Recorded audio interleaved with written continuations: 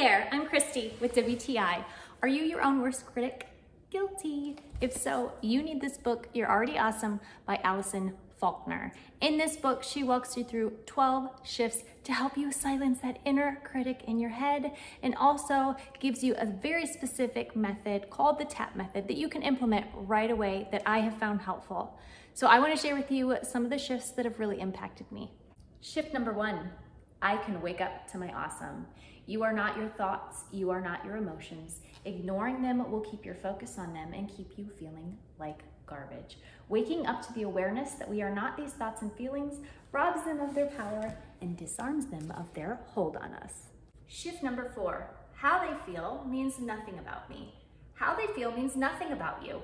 You can't control people's feelings and you can't take everything personally. I tried it for you. It sucks. It really does. But we do have a choice. What we can do is choose a new perspective.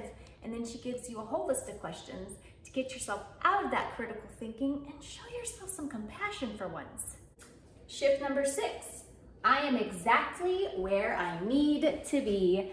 Just because it's hard doesn't mean you're doing it wrong. Healing, growing, learning, and expanding, they're all messy, non-linear, and often a painful process. Shift number 7, feeling my feelings sets me free. Feeling your feelings is the opposite of being ruled by them. Feeling your feelings is different from controlling them so you can only feel the right ones. And feeling your feelings does not mean you act on all of them. I believe we all need to exercise a little more self-compassion. And in the words of Alison, only you can be you, and you are already as awesome as you need to be. And that is our point of view.